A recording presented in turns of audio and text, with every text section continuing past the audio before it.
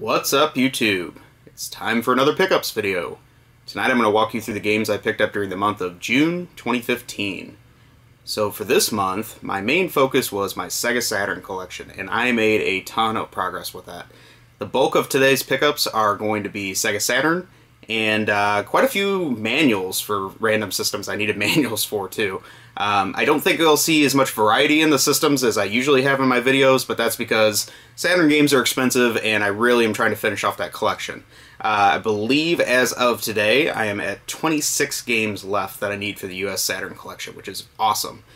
So chipping away, I got some heavy hitters out of the way this month, and like I said, that's the focus. So if you like Saturn games, you're probably in for a treat. If you don't like the Sega Saturn, you should probably go back to watching some other videos, because this one is not going to be your style. So that said, let's move on. During this month, one of the reasons I found so many Saturn games is I traveled to Las Vegas, Nevada, and I had a great time there. There were some pretty cool video game stores out there that surprisingly had a lot of Saturn games, a lot more than I ever see in my own neighborhood. So that's one of the nicest things I found in Las Vegas was the Saturn games. There were a lot of other things there that I didn't necessarily pick up, but a lot of good stuff there if you're looking for a good place to game hunt. But bring your money is the one thing I'll say to you. The first thing I want to show you, though, is not a game, and that is the shirt I'm wearing. And you may not be able to see it yet, so maybe I can stand up a little bit so you can see the design a little better. But this is a t-shirt featuring my namesake, which is Bubblin' of the Taito Bubble Bobble and Bust a Move games. I was super pumped to find this shirt. I didn't order it online. I actually walked into one of the game stores in Las Vegas, and a local artist makes shirts starring Bubblin' and Bobblin' from Bust a Move and Bubble Bobble. So what a perfect fit for me. Had to have it, of course, and picked up the shirt on the spot. Random artist in Las Vegas, thank you very much. If you happen to see this anyway, let me know. I'm sure I'll buy more of your stuff, and I wish I knew what your name was, because unfortunately your signature's not on the artwork. So that said, very excited to get my new shirt, and we'll move on to some games. So we'll go ahead and start off with the Sega Saturn games this month. First thing I got was Grand Slam.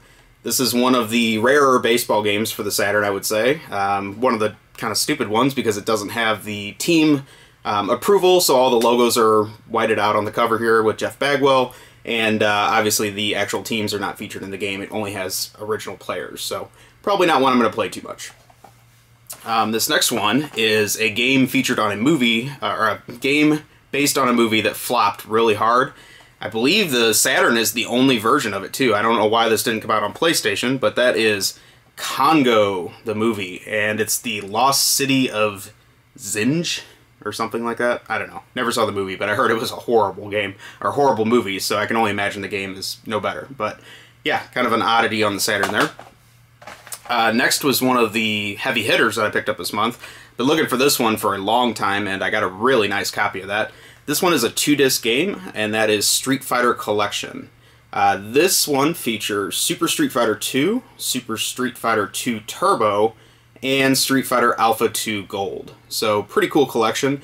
This one also came out on the PlayStation, but as we all know, the Saturn did handle the Capcom fighters a lot better than the PlayStation, so this is the version to get. There is a second collection, though, that the PlayStation got that was too late for the Saturn. It was already dead by the time it came out. So if you're looking for some Street Fighter stuff and a nice collection, these are pretty cool. But as far as Saturn games go, it's one of the tougher ones to pick up. This next one's another one of the heavy hitters I got this month. This actually just came in the mail today, and I've been looking for it for quite a while. But that is Three Dirty Dwarves. And this is one that I kind of disregarded for a long time, but after seeing some YouTube footage of the game, it looks really cool. So looking forward to trying this out. I'll probably give this a play after finish making this video. Next one is one that is very easy to find on the PlayStation, but again, the Sega Saturn version, they just didn't make very many of, it seems like. And that is Rampage World Tour. Very repetitive. What else can you say about Rampage? But I guess it's a decent tribute to the original arcade game, so whatever.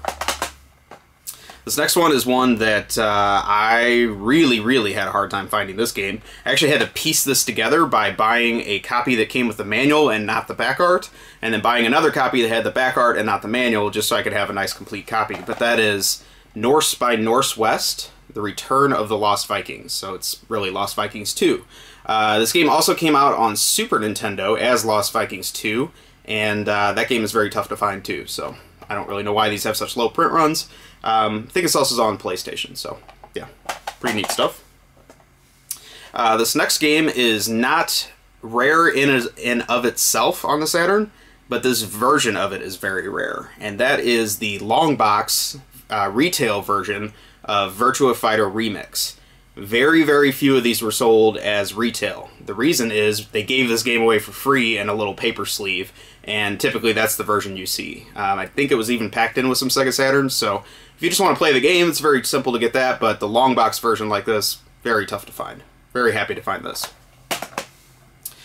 Next is a very popular game, and did pretty well on the Saturn. It obviously wasn't the juggernaut that it was on the PlayStation.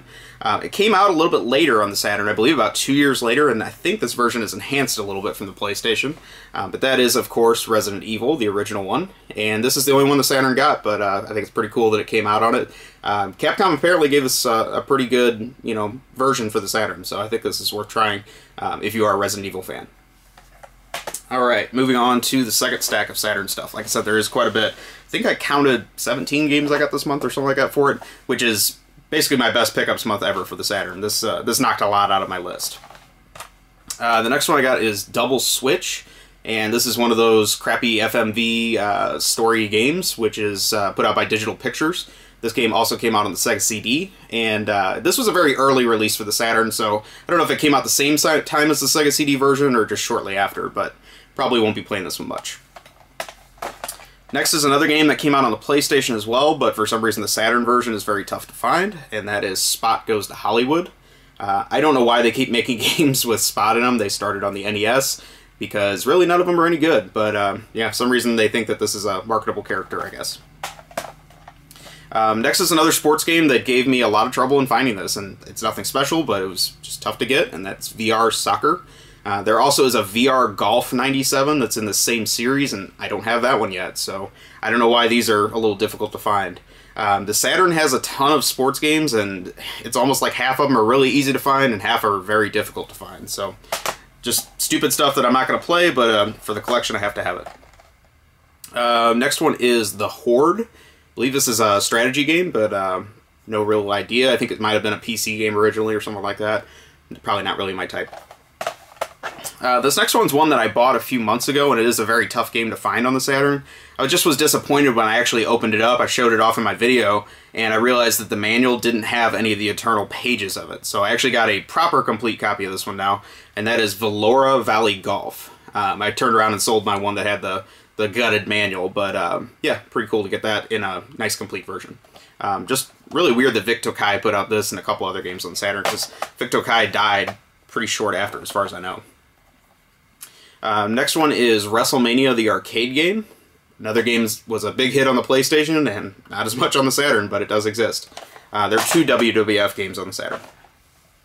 This next one is a great game on the Saturn. I've actually owned a disc-only copy of this forever, and this was very nice to get complete because I actually really enjoy playing this game, and that is Tempest 2000.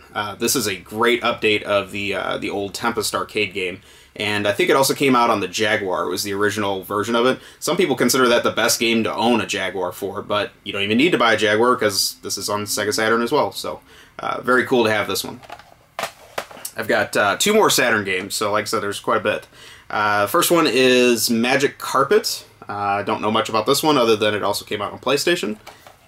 And the last one is another game that came out on the PlayStation, and neither version is very common, and that is The Crow City of Angels, which is a fighting game based on the second Crow movie. So I don't think that movie did very well either, and obviously movie license, stuff like that. Acclaim pumped it out, but not a lot of people bought it if the movie sucks. So definitely kind of an oddball as well. So, like I said, a really good month for Sega Saturn. Hoping to continue knocking that collection out. You might see my videos basically focused on the Saturn for the next few months, because really that's what I'm going to be putting my money towards, just until I get that collection done. So after that's done, I don't really know what system I'm going to move on to next to have a complete set, but Sega Saturn will be a pretty cool one to say that I achieved, I think. So, alright, that is all the Sega Saturn games, so now let's move on to some Sega Genesis. So if you only like Nintendo games, you're going to have to wait. For Sega Genesis, I got one game that I picked up a manual for this month and a cartridge. Don't have the box yet, but I think I can get that a little easier than finding the manual. And that is the original Strider. Really like this game, but I don't really have a whole lot of reason to play this on the Genesis because I have the Arcade Perfect version on the PlayStation. So neat that it's on the Genesis, but it's not the best version. Another one that I completed this month by getting a manual for it is one I think I just got the box last month, but that is Mercs. This one I own the arcade board of, so again, probably not a lot of reason to play it on the Genesis, but I do like the artwork and I think it's a cool one to add to the collection. This next one's another one that I just completed by getting a manual, and that is Ranger X. Very innovative, cool shooter for the Genesis. I really like this game. Then we get into some new stuff. So I got a complete copy of Championship Bowling. I like random bowling games like this. I don't know how this one is. I haven't tried it yet, but I think it's the only bowling on the Saturn or on the Genesis. And I don't know. Maybe it's pretty good. Who knows? But yeah, looks decent at least. Next one is one that I got a box for. I used to have this just loose, and that is Hellfire, which is a very cool looking box, I think. This is a Toa Plan shooter. It was an arcade game originally. It is horizontal, which most of their games are vertical style, and I like the vertical ones better. But I did play this for a while this month, and it actually is decent once you get into it. It's got quite a learning curve to it, but it's a pretty cool game. Next is another complete one that I picked up, and this is one I didn't own before, and that is the original Spider-Man by Sega. This is not the same as the Spider-Man arcade game that Sega made about the same time as this game, so if you're looking for that, there is no port of it, I don't think. But I did play this a little bit this month too. It's not too bad, so it definitely has that early Genesis Sega first-party look to it in the graphics, so probably some of the same designers worked on that as some of the other big titles of the early Genesis games. This next one is one that is new to my collection, and it is a RPG, which there aren't a lot of on the Genesis, and that is Sorcerer's Kingdom. I still need a manual for this one, but I thought this was cool to get in the box. I tested it out. The save file still works on it. It is a battery-based game, and the guy that owned this game before me, he played it all the way through because the levels were just maxed out to a crazy level. So it was pretty fun to play it a little bit and mow down some of the final stages of it. But whether I'm going to start over from the beginning, probably not. But it looked like a decent enough game. Next one is one that I also only had card only before. I just got it box, and this is a Taito game, so obviously I like it. It wasn't published by Taito though in the US, and that is Mystical Fighter. This is a really cool beat 'em up, and I don't think most people from looking at this would think that it's a beat 'em up, but it really is a quality game. And I don't know if this was an arcade game originally or not, but it definitely feels like it's really fun. So once you've beaten all those Streets of Rage games and Hyperstone Heist and you want some other beat 'em ups for the Genesis, definitely pick this game up. It's a lot of fun.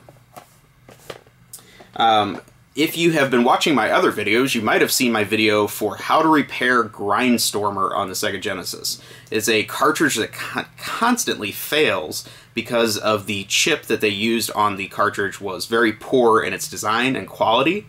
However, I show you how to repair that game if you have it, and also some of the other late-release Tengen games that were published on the Genesis. So if you haven't yet, I'll post a link below. You can take a look at that video after this one. But because I repaired my Grindstormer cartridge, and it works perfectly now, I played it again today, I treated it to a box because this game is kind of a pricey one, and I wanted it to look good on the shelf now that it works perfect. So I have a very nice Grindstormer boxed cartridge for the Genesis. This is another Toa Plan arcade shooter, and in Japan this is known as V5. So I don't really know why they came up with Grindstormer for the US, but cool looking box art, and very happy to have this game working perfectly now, so good stuff there. Next is one that is for my renovation collection I'm also working on for the Genesis. I am trying to get all the renovation games complete. I now only need 3 more manuals to have all of them complete. And this manual I picked up this month to make this one complete really knocked a big one off my list, and that is for Master of Monsters. So very happy to have this one complete. This game is very difficult to find and pretty expensive, so very cool to get that complete and in really nice shape. The last one for Sega Genesis, not as exciting as that obviously, but it is one that I also got a complete copy this month, and that is Powerball. Very cool, weird Namco game. Actually, it's a sports game, but it doesn't feel like your average sports game because kind of like futuristic sports. So they made up the rules for it, and just kind of a combination, I don't know, football and Smash TV type game, I guess I would say. It's kind of a combination of the two. So pretty neat game, and nice to have complete, because you don't see the Namco games too often on Genesis Complete. Alright, so that is it for Sega Genesis and Sega Saturn, which is the bulk of my video, so let's get into some of the other titles I picked up this month. First of all, for the original PlayStation, I got one of the big box games I didn't have, and I think it's a pretty neat one, and that is Space Griffin VF9. This is a early Atlas released game for the PlayStation. Really looks like it has some decent graphics based on the box, but probably, again, not really my style of game. But neat to have, just because it is in really nice shape, actually, for a big box game. Usually you see these ones with the glued on covers and the glue's all peeling off, but this one's holding up pretty well, so excited to get this. That is all I got for the original PlayStation, so I also got some stuff for my recently purchased PS3. The first thing I got was something that one of my friends recommended that I pick up, and that is the PS3 memory card adapter. These were released early in the PS3 lifespan, and they never re-released them, so they're kind of tough to find. But my understanding, and I haven't tried this yet, is I can transfer my saves of my PS1 games to my PS3, save them on the hard drive, and be able to, back up all my games that way without having to swap a million memory cards. So I think once you transfer your old Sony memory card stuff onto the hard drive, you really don't need it anymore. So I just need to find the time to sit down with all my billions of old PS1 memory cards, transfer some files, and give this a try. But I'm very happy to pick this up because these things are getting a little difficult to find. Alright, then I got some PS3 games, and I have not played any of these. I've just been too busy this month. But I think these are ones that everyone kind of considers some of the better stuff on the PS3. And a lot of stuff is getting marked down pretty cheap right now, so I figured it was a good time to jump on it. So the first one of these is 3D Dot Game Heroes by Atlas. My understanding is it pretty much plays like an original Zelda game on NES, and with some cartoonish, dot graphics. So hopefully this will be pretty good. I've seen some pretty good reviews of this one. Next one is Drakengard 3. I don't think they made a whole lot of these. The Drakengard 2 on PS2 was kind of difficult to find as well, so I just kind of wanted to add this so I could complete that series. But nice to see Square doing something a little unique, too. Not just a Final Fantasy rehash or something like that. So, yeah, kind of a neat game to pick up. And the last thing I got for PS3 is Arcana Heart 3 Love Max! Exclamation, exclamation, exclamation, exclamation, and so on. Guess this is a pretty over-the-top fighter, and I like over-the-top fighters, so hopefully this will be pretty good. Looking forward to trying this out soon. I do have the original Arcana Heart on PS2, and I did like that one pretty well, so this one with that many exclamation points, it must just be that much better, so we'll see. Alright, so now we'll move on to some Nintendo systems. So that's it for the Sony systems. First thing I got was an N64 game, which is weird because I normally don't buy N64 games. However, this was complete and so cheap I couldn't couldn't pass on it. I also like the star of this game, even though I don't really think he's thought of that well anymore. But that is Mike Piazza's Strike Zone. I was a big fan of Mike Piazza when he started his career. I collected all his rookie cards back in '93 or whatever year that was. And I think I wanted this game when it came out, but at that point, I guess already I was starting to lose interest in him. Because toward the tail end of his career, he played for the Mets, and yeah, I'm not a Mets fan. But when he was with the Dodgers, as he was when this game was made, pretty cool stuff. He was a great catcher and could actually hit, so I think that was neat. Actually a catcher with some power back in the 90s. So that's the only reason I picked this up. Probably will not play this because I'm sure the game is terrible, but, whatever. A couple games for Super Nintendo. Both of these are complete, and I got them really cheap. Nothing that exciting. First one of these is Jeopardy. So, just the classic Jeopardy. And then also Super Caesar's Palace. This one is shrink-wrapped. It's an original shrink-wrap, so I probably won't open this. I don't think it's really worth anything, but neat to have a shrink-wrapped Super Nintendo game. And I also noticed that it supports the Super Nintendo mouse. I always like games that support the mouse, so pretty neat stuff there. Alright, I didn't make any progress on my original Game Boy collection this month, which is weird, but I didn't purchase a single game for that. I did get one game for Game Boy Color, just because it was complete and very cheap again, but that is X-Men Mutant Academy. and this came out, I think, about the same time as the first X-Men movie. I played it a little bit. It's just a really bad one-on-one fighter, but considering the limitations of the Game Boy Color, I guess it's not horrible. So, yeah, that's about all I have to say about that. I also got some games for the Wii. This one, I understand, is one of the more difficult games to find from the Wii if you trust online rarity lists. I just know I don't see it much, so I was pretty happy to get it. And that is Guilty Gear XX Accent Core Plus. The Plus is what makes this the rare version. There is just a regular Accent Core as well, so you have to look for the little tiny plus on there if you want to know if you found the rare one. But yeah, I like the Guilty Gear fighters. I had kind of fallen off because they just keep making way too many of them.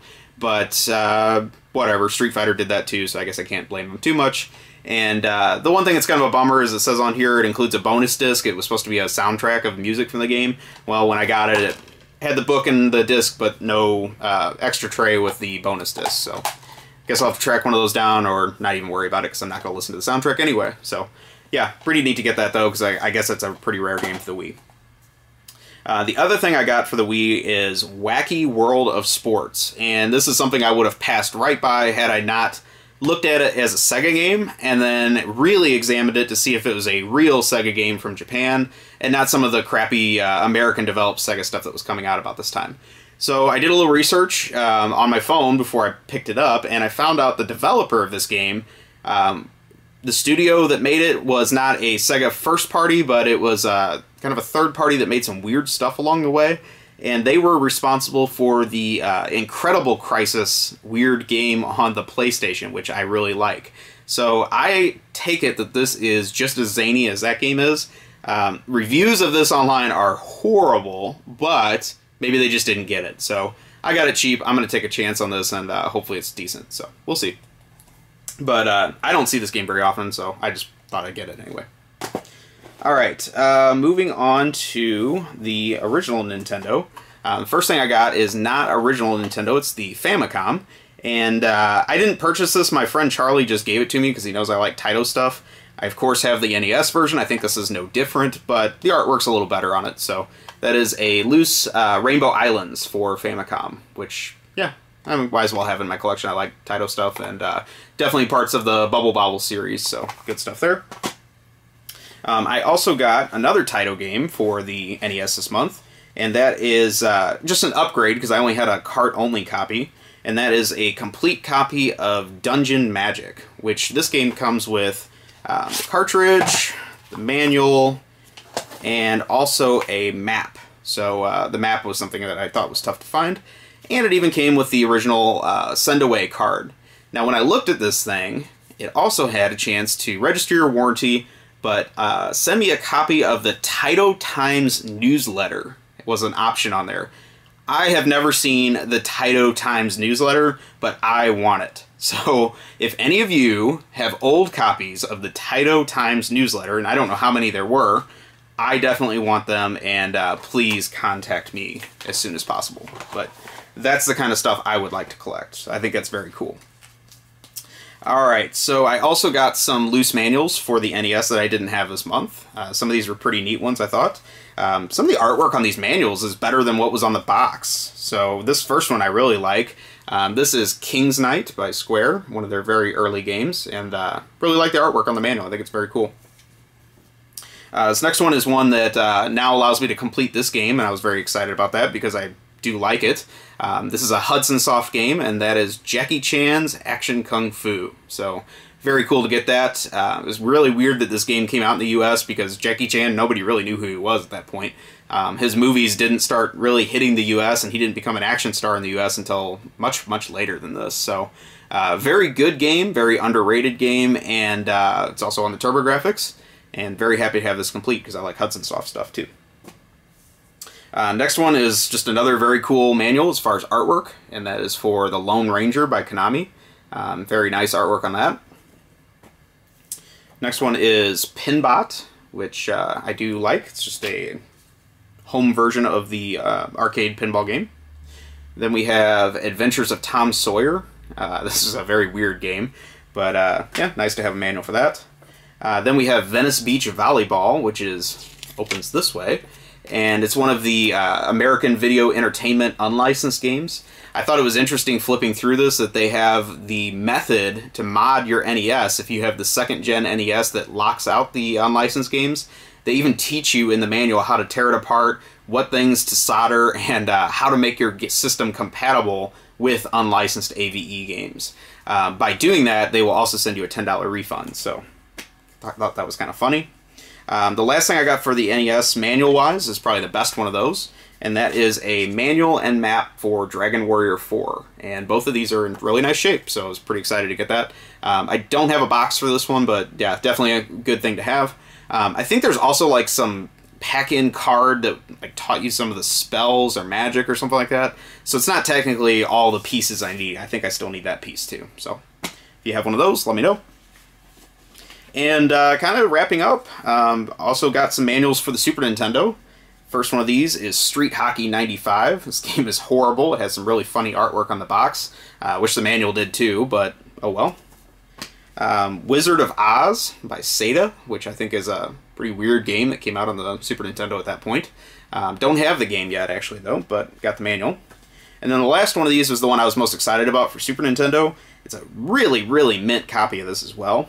But that is for Supernova, which is another Taito game.